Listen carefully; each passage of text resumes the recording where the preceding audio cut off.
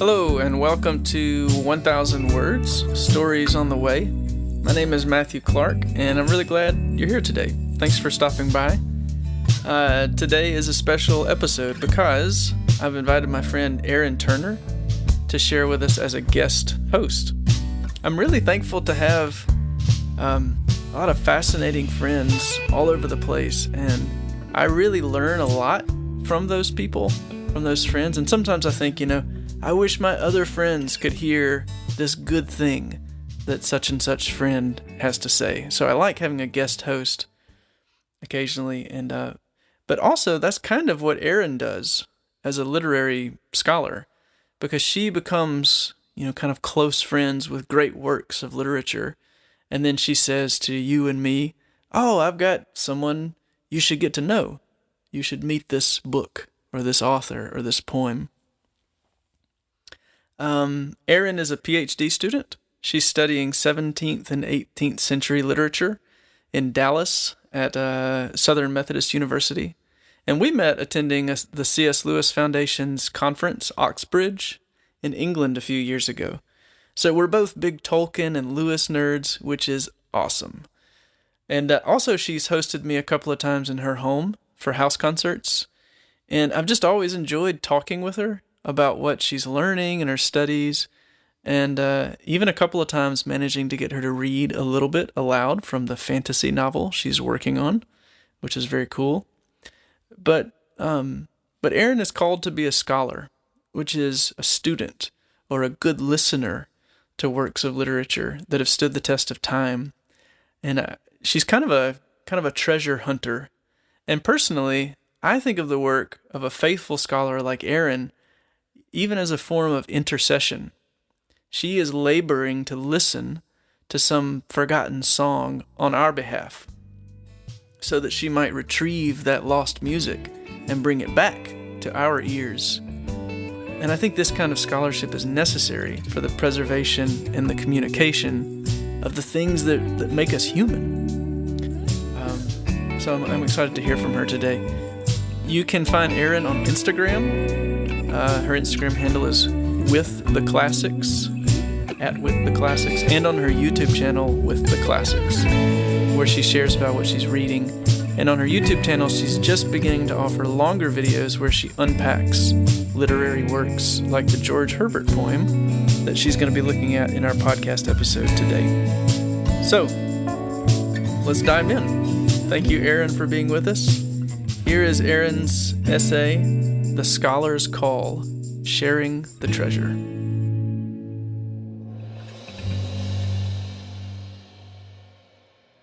One of Matthew's podcast episodes from last season, Being Beautifully Unuseful to God, struck a strong chord in me. In the podcast, Matthew, summarizing Joseph Pieper, says, "Leisure is not about practical ends, it's not about utility, it's about protecting and cultivating the things that make us whole and human." Literature is something we need to protect and cultivate. It shows us humans at their very best and their very worst. It opens our hearts to love and beauty and adventure. It encourages us to dream, cultivates empathy, and helps us encounter other times and places and ways of thinking. The world has begun to see humanities scholarship as fundamentally unuseful, and I struggle to understand how my study of a random 17th century poem helps those in the kingdom of God flourish. The day this podcast was released, I had been asking God, again, why he had called me to be a scholar. What I realized was that scholars, especially scholars of the humanities, are mediators. We stand between posture and practice, shepherding those who need help into the wonders of literature. Through a lifetime of deep, intense, focused study, scholars relearn, rediscover those things which have been forgotten or lost, sharing those discoveries with other scholars and with the world. We stand between the book, the past, and present readers, trying our best to interpret the work for everyone who wants to read and understand, to facilitate that learning, and, through teaching, to train others to engage in their own kind of mediation between the book and themselves. Scholarly study is often a practice. We dig through archives and discover or rediscover works and documents that had been forgotten. We research, we write, we teach. Like Curdy with a pigeon, we try to understand what a work is. Sometimes our work is only read by other scholars, and does feel irrelevant to the ordinary person trying to understand Dante or Herbert. However, scholarship isn't just so we can preach to the choir of other scholars. Ultimately, that only results in talking in circles. The end of scholarship is gathered into and fulfilled when I get to unfold literary wonders to my waiter, a child, or a friend over coffee, so that they might be equipped to discover for themselves the treasure that lie waiting in Dante or Herbert, who themselves were caretakers, mediators, and shepherds of God's riches through their poetry. That kind of discovery begins with study, with digging, and over time, orders and shapes the posture of the human heart toward God.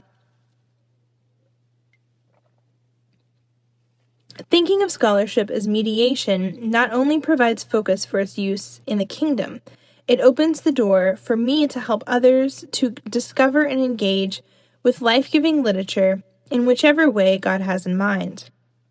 I can pursue that kind of mediation as a professor, as a writer, as a YouTuber, as a mom.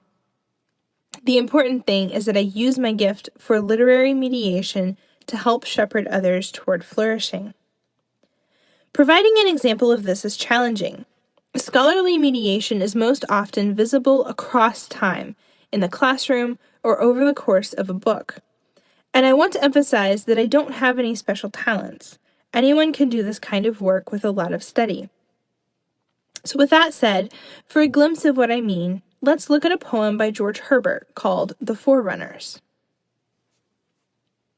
The harbingers are come. See, see their mark. White is their color, and behold my head. But must they have my brain? Must they dispark those sparkling notions which therein were bred? Must dullness turn me to a clod? Yet have they left me, thou art still my God. Good men ye be, to leave me my best room, even all my heart and what is lodged there. I pass not, I, what of the rest become. So thou art still my God, be out of fear. He will be pleased with that ditty, and if I please him, I write fine and witty. Farewell, sweet phrases, lovely metaphors. But will ye leave me thus, when ye before of stews and brothels only knew the doors? Then did I wash you with my tears and more, brought you to church well dressed and clad. My God must have my best, even all I had. Lovely enchanting language, sugar cane, honey of roses, whither wilt thou fly?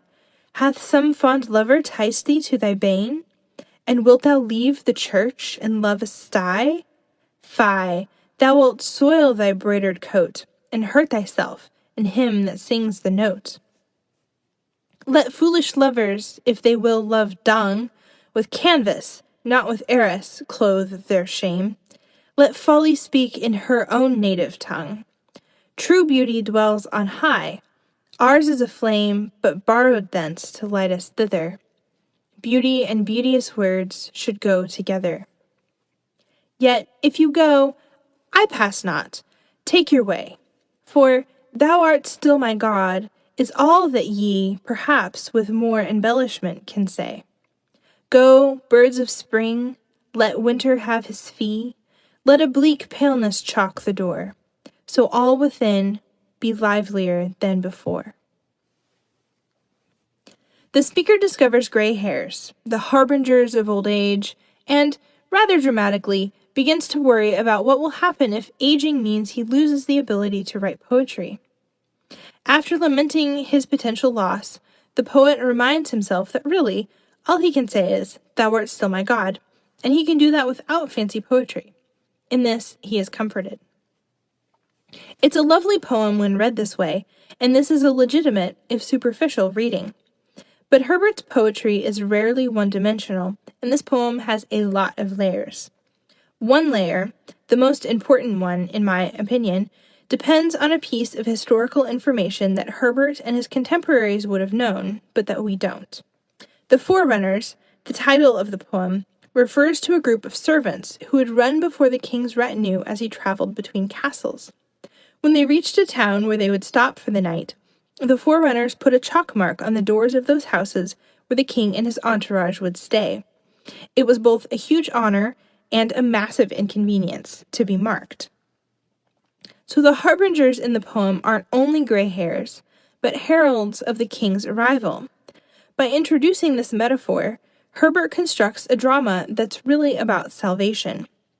While salvation is wonderful, it is also inconvenient. In order to make room for God, we must let go of those things we hold dear, but which fill up space in our lives. We must clean house, as Herbert pictures happening here. The lovely, enchanting language, the poetry that Herbert had rescued from the Romantic sonnet tradition and dedicated to God, is not sinful. But it takes up space in his life, and in stanzas 3, 4, and 5, he wrestles with the idea that God might ask him to give it up. Finally, he decides he doesn't care if they leave. I pass not means I care not. What really matters is his confession that thou art still my God, and if he has to say it in plain language instead of poetic language, it's okay. Even if outside his heart, the house in this narrative, is bleak, because God is there, it will be livelier than before, when he did have the poetry he so loved. I love that phrase, livelier than before, because it evokes a kind of house party, something warm and friendly and convivial. The new guests, brought by God, are even better than the old ones, no matter how loved. Once we learn to attend to the historical and linguistic nuances in the Forerunners, we are ourselves enlivened with an assurance that accepting God's salvation and grace, though costly, is also rewarding. While not all literature is overtly Christian, as Herbert's poetry is, it still facilitates our growth in virtue. So while you all are out in the world doing the unique work that God has called you to do, I'll be here if you have any questions about what you're reading.